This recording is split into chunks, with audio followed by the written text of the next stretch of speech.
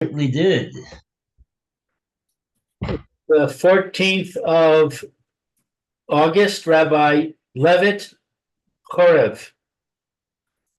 Morning, Alan. Nice to see you again. Good morning. Right, same. Hello again, Mayor. Oh, hello again, Lou.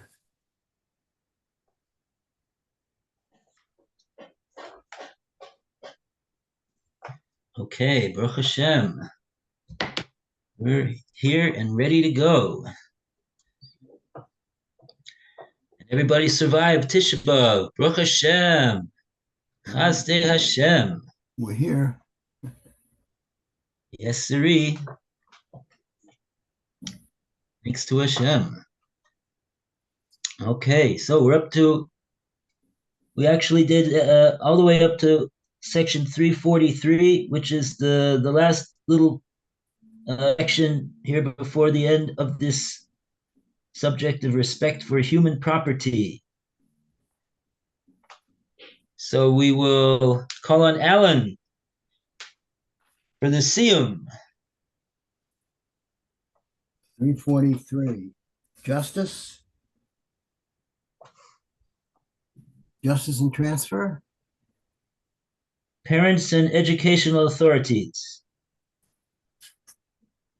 343, section 343, page 231. Okay.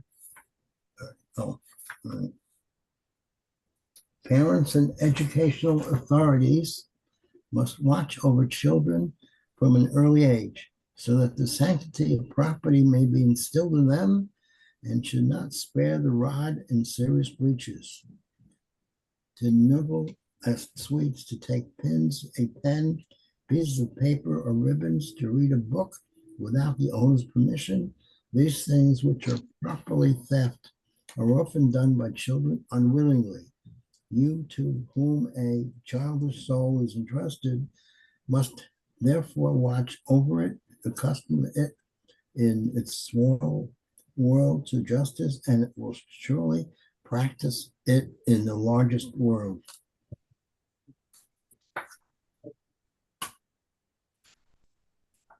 Okay. Reading a book without the owner's permission. Okay. All right. Okay. So that's the Siyum. So we have to have a round of applause for respect for human property. Hooray! Yay! Hooray! Yes, sirree. And with that, we start a new topic. 47. Justice in transfer of property and in services. Okay, we'll see what this is all about. And without further ado, we call upon Mayor to start the reading of the psukim. Okay. Wow. We have an ordinary. I guess it's more convenient to read these. To read it right out of the book over here than to go get a Sefer Chumash. Well, would you rather it be from Art Scroll? That's up to right. you.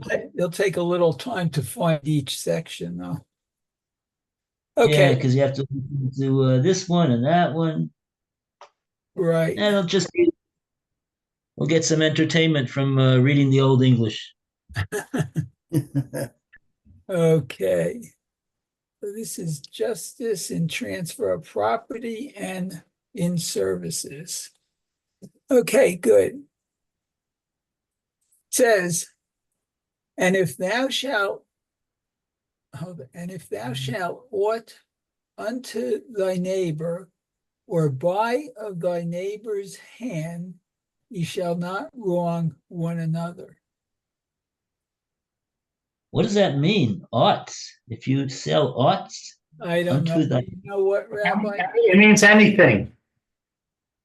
What is anything? Yeah, if you sell anything to your neighbor. Oh, okay. So let's see, it's 14. No, it's 25:14. Yeah, probably you're right, Lou. 25:14, right? 25:14 says,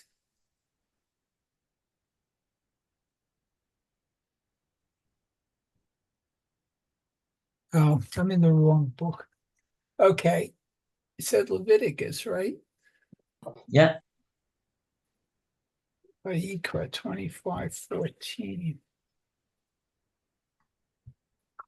Sorry for the delay, but I think Lou is right. It says, when you make a sale to your fellow or make a purchase from the hand of your fellow, do not aggrieve one another.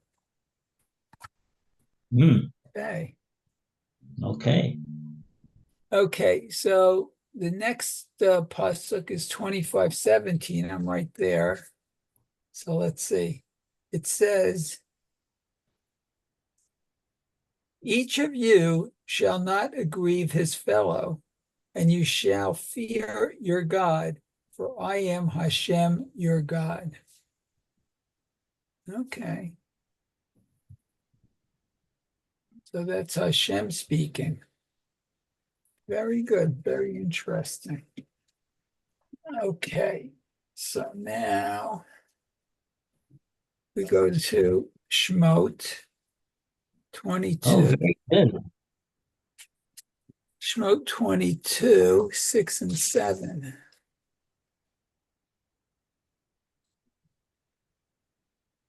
Okay, so Shmot 22, 6 and 7 says,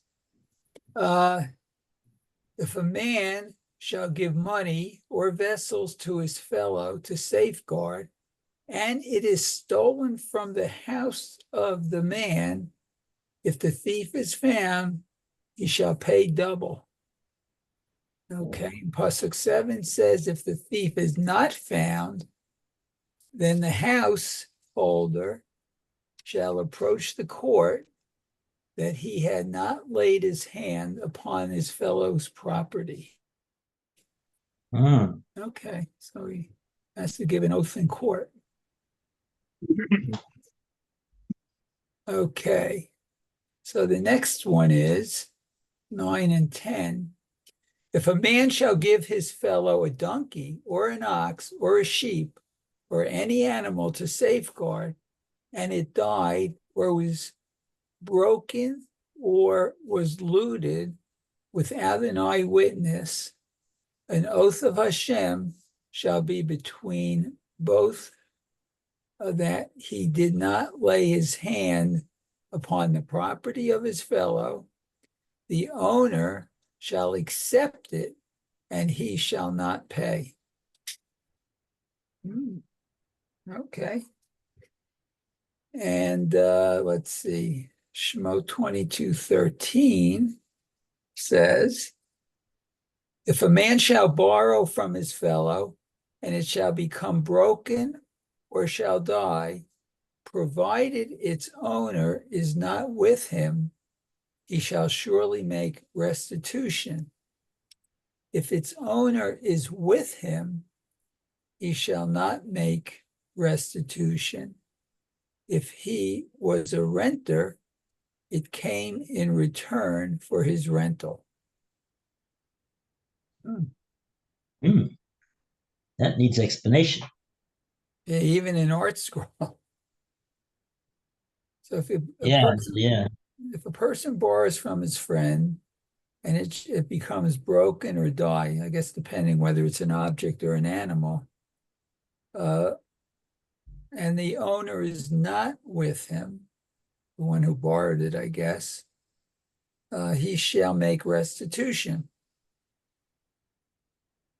Okay, so he pays the owner for it, I guess. But if the owner is with him, he doesn't have to make restitution. And if he was renting, It came in return for his rental. I'm not sure what that means, even in art scroll. Okay, in return for his, yeah. Yeah, is there any Rashi over there? Let's see. Rashi. It's so small. Let me get my magnifying glass out. Let's see, that would be on Yud Dalet, right? Yud Gimel, Yud Dalet. Yeah. I see Tet.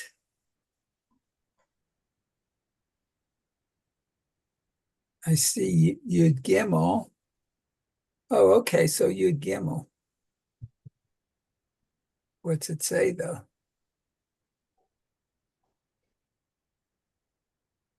V'chi Yisrael.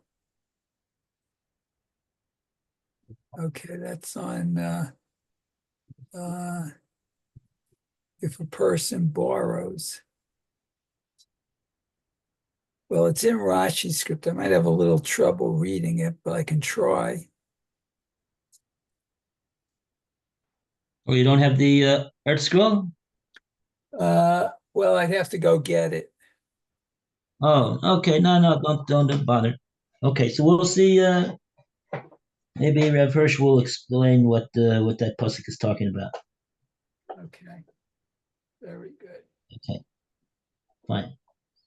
Very good. Okay, so we go to we read the psukim, and we'll now go to section 344, and we'll call upon Lou. Are you there? I see the chair. He's not there. Okay. Okay, so Alan, you want to start the reading? Sure, 344. Yeah. Okay, the laws which follow are, for the most part, of the judicial kind, and thus, though they belong to the theme of these essays, are only just within the limits which reasons of space dictate. Let it suffice for us to set forth the principle on which they are all founded and select for the elucidation of each one that which enlightens us about our general duties. The principle of justice, however, on which they all rest is give fully unto thy neighbor that portion of thy possessions, that is to say, that share of thy goods, which is his due, and which thou hast ceded unto him. However, every assignment of a right in anything that belongs to you is based on a decision of the will of man, entitled by divine authority freely to dispose of his body and of his property. And this decision, as we shall see, is completed only by the word which gives expression to the human mind, the word being accomplished by external action only when a tangible thing is the object. Therefore, the above mentioned principle can be embodied in the following rule, of which we shall find various applications. Pay respect and be faithful to the human world, and whatever it may be represented by, it is the purest expression of yourself. In it, do you respect or kill your own self? That's a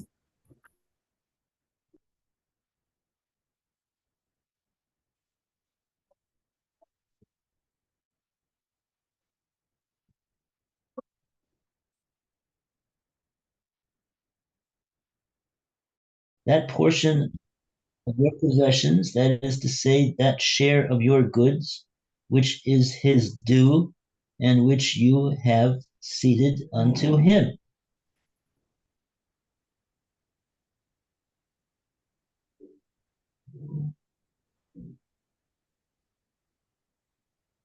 Okay, give fully unto your neighbor what's his due.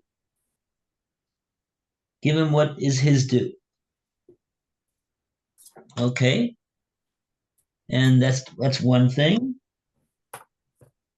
in terms of and then the next thing he said over here is that pay respect to be faithful to the human word and whatever it may be represented by. It is the purest expression of yourself. Your word is the purest expression of yourself. So what you say, I guess, that you're going to do, or what you say that you're going to receive, or whatever it is, you have to do according to your word. Live up to your word.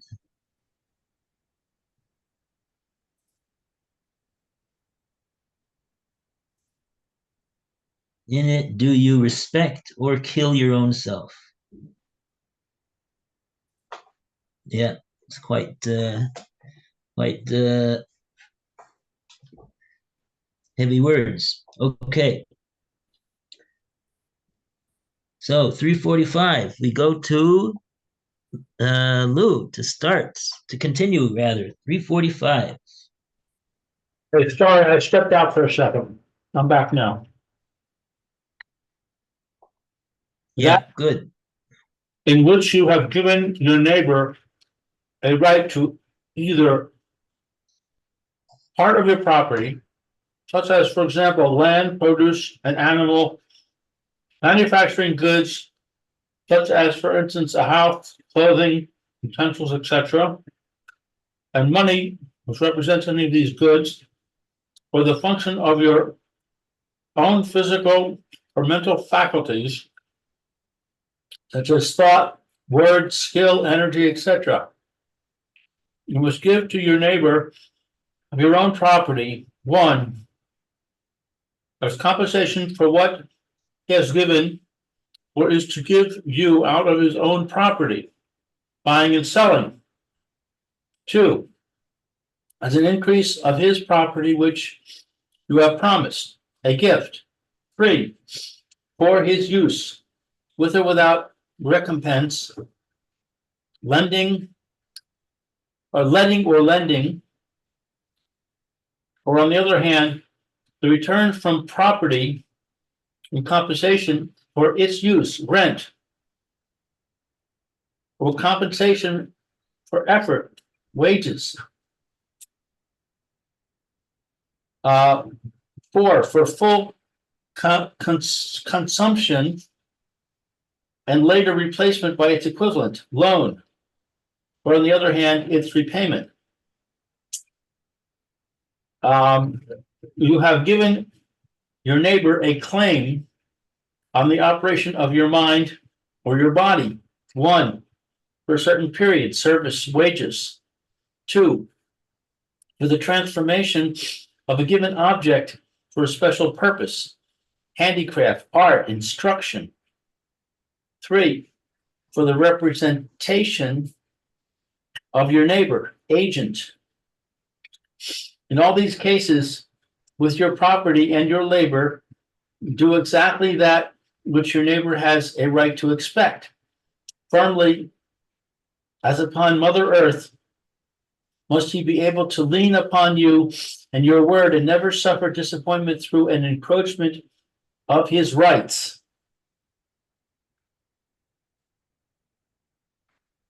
Mm-hmm. Okay, so if somebody says something, then that causes the other person to rely on what he said. So the person that said the words has got to live up to his words, and so that the person who's relying on those words will not be disappointed or have his rights encroached upon in all matters of property or work. Do what your neighbor has the right to expect based upon the words of the agreement.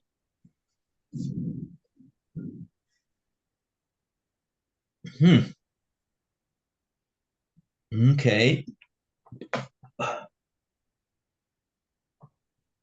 Okay, 346.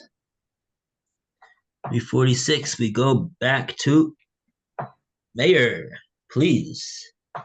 Okay. It says an article passes from its free and ownerless state into man's ownership and becomes part of his personality.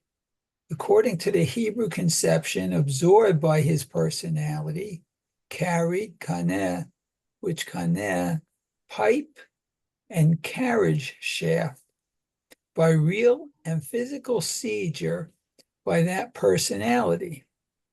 Let's see, by taking it up, the literal kaneh, hagba'ah,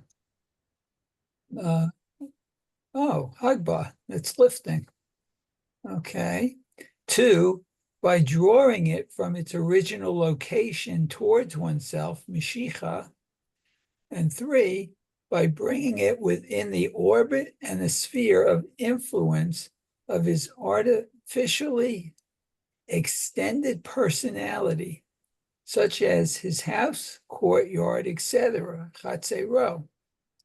And 4, or finally, by open manifestation of his dominion over it, by productive transformation of it, chazaka.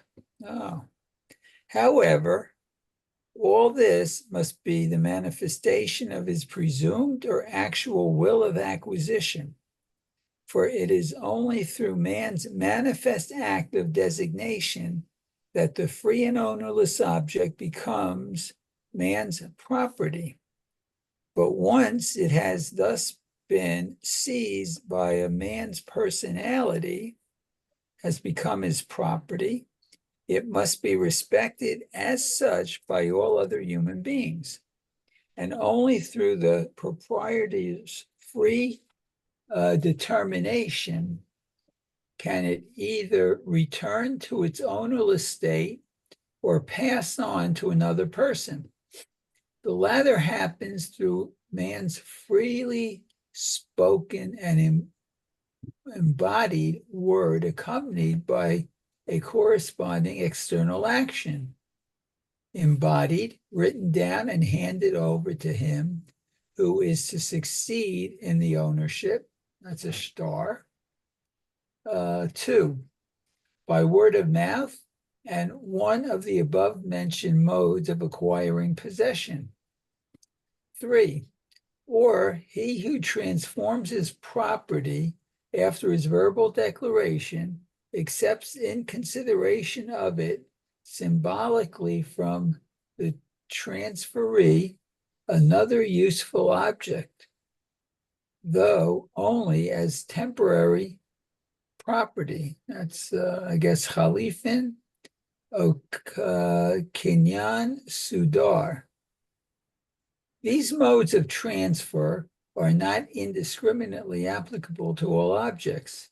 In particular, a distinction is to be made between goods, which are separated from the soil, that's movable property, and goods which are attached to the soil, immovable property, as well as between things and the value of things, property, and services. When an owner transfers his property to another without consideration, a gift, this is done by one of the above mentioned modes of transfer. However, when he transfers property only against the consideration, money, sale, the transaction is, according to the law of the Torah, completed as soon as the consent is uttered and the price accepted as consideration, although none of the 4 modes of acquiring possession mentioned above has been carried out. However, as far as movable property is concerned, our sages have for certain reasons subjected the acquisition of property to the observance of the 4 methods by which possession of ownerless goods can be acquired. Okay. Yeah.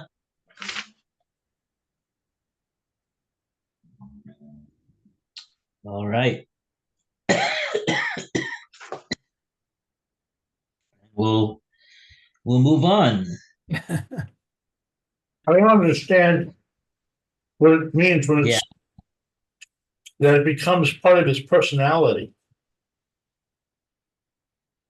Part of his personality. No, it says something like that here. Let's see. Find it.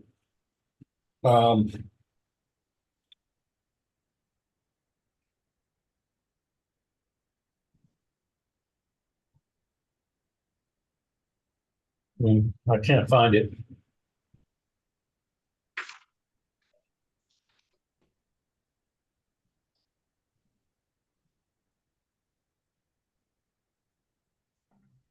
Yeah, it's the first line. Oh, wow. An article passes from its free and ownerless state into man's ownership and becomes part of his personality. Yeah, that's I don't understand what that means. So Personality. does that mean if you find something on the street and you pick it up, it becomes your property or part of you?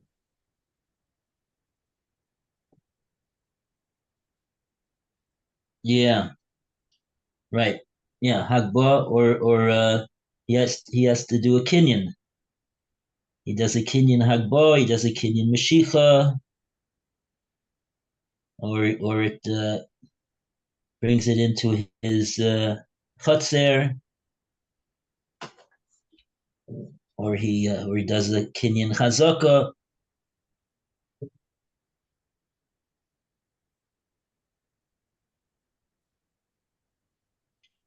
So what does it mean?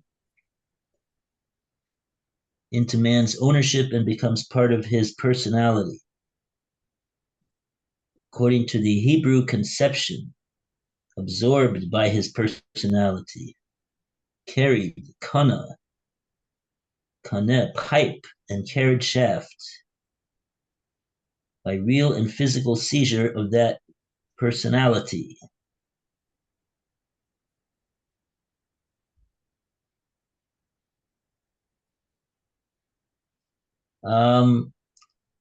I don't know. I suspect that this word personality is not being used in the way that we generally regard the word. It's some type of fancy English type of a understanding of this word, which we're not familiar with. Wow. That makes sense because it doesn't really fit in with the words pipe and carriage shaft. I have no idea what that means either. Yeah, I think I would venture to guess that it means it's like it's part of his personal assets. Ah,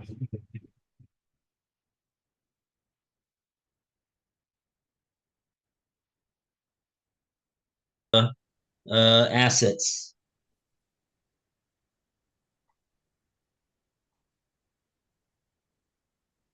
Okay.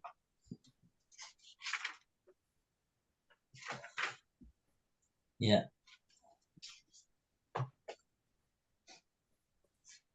Okay. So now we go to three. We have any time? Oh, we have 10 minutes still. Okay. 347. Whose turn is it? Alan. I think so. 347, except in the case of acquisition.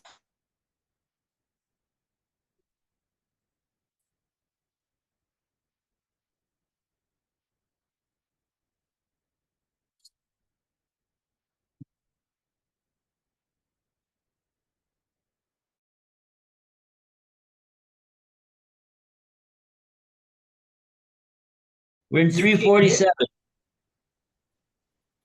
All right, Chair, start it over. Yeah. Okay, except in the case of acquisition by column pin, every acquisition of property is completed with the action, and the article bears the name of the new owner after the lapse of such a period of time as it is possible to attach a predicate to a subject. Therefore, also to visualize the article under new ownership. Within this period of time, rescission is still possible, for the appropriation has not yet taken effect on the article as long as it is not possible to visualize it. But where the transfer does not actually take Hello? place with regard to the article, Hello? No. but it is made to be manifest, Hello? consequent upon, I can hear somebody. upon Can you another hear act. us, Roy? Now I can, yes. Okay, we don't see you though. Big deal. Well, now we have a conversation going. Okay, sorry. There we are. Uh, So Excellent. when did we start? Long And time the ago. transfer doesn't actually take place with regard to the article, but is to be made manifest consequent upon another act, such as, for instance, in the case of a compound, the passage of ownership is not completed as long as the relationship is still being negotiated. What does this mean?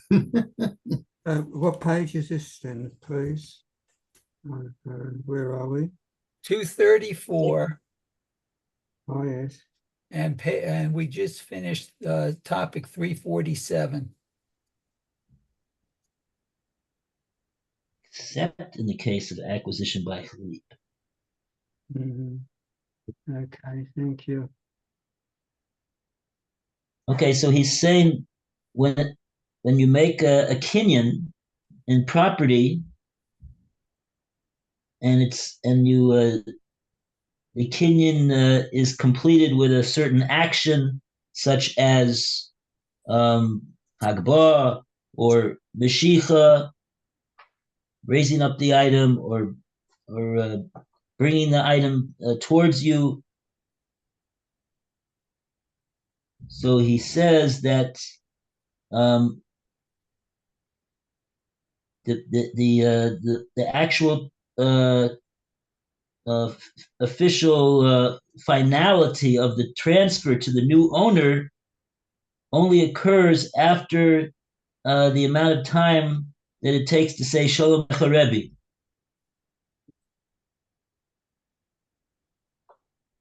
So there's a sort of like a split second that of which allows the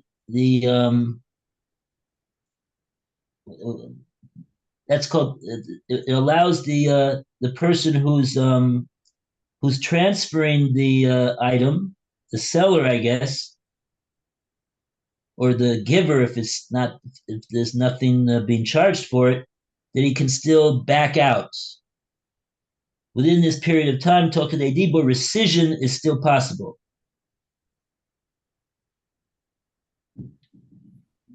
For the appropriation has not yet taken effect on the article,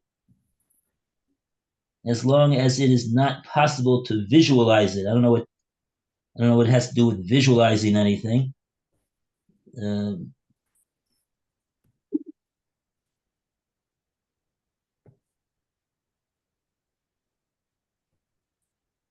But where the transfer does not actually take place with regard to the article, but is to be made manifest consequent upon another act, such as, for instance, in the case of Chalipin, the passage of ownership is not completed as long as the relationship is still being negotiated.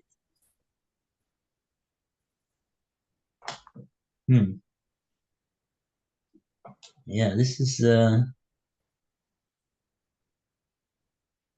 I wish they would give an example, make it a little bit easier to understand with all these words.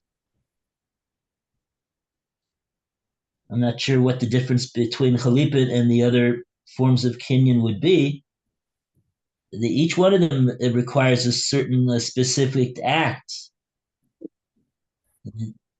Chalipin's no different than the others in that sense, where the transfer does not actually take place with regard to the article, but it is to be made manifest, consequent upon another act,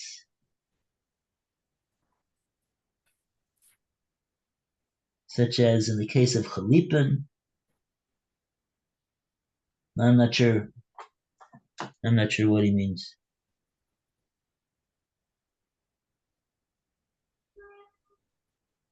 Okay.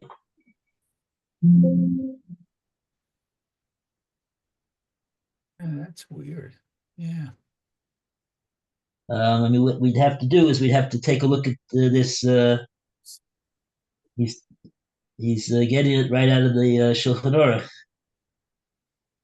the Chelik of Choshen Mishpat, monetary dealings, Choshen Mishpat, 195. So, in any case, that would be for another day.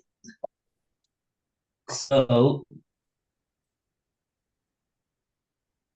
let's see what we got. A couple minutes left. If you want to read the next section, we'll just read it through.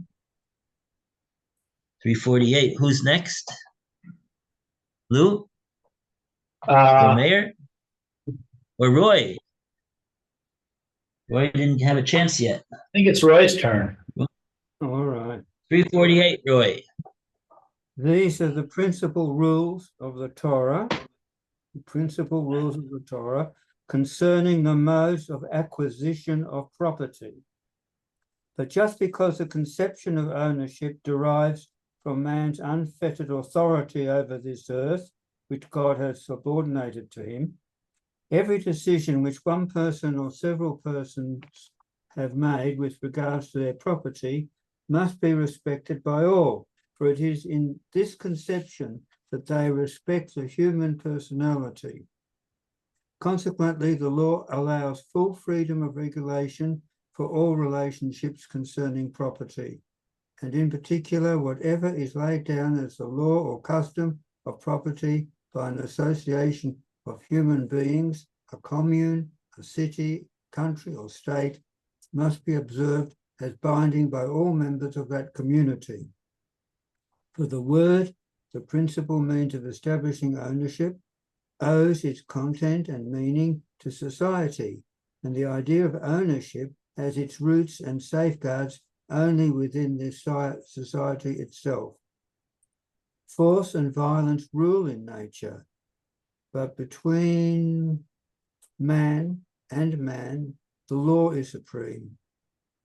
And only by standing united can human society represent and enforce the invisible and, in itself, powerless law against violence, which scorns human personality. It is therefore our duty to make us familiar with the law on contracts of sale, donations, and property of the country and the city in which we live, and to observe them as inviolable. Menached Hamadina Hapaka Beis Din Dina the Malchus Dina, etc. Don't know if I read that properly though. Okay. Yeah, so all these, so fine. The yeah, he's saying basically that that the law of the land has a the Jews follow the law of the land that they're living in. That's the ruling law as far as these matters is concerned.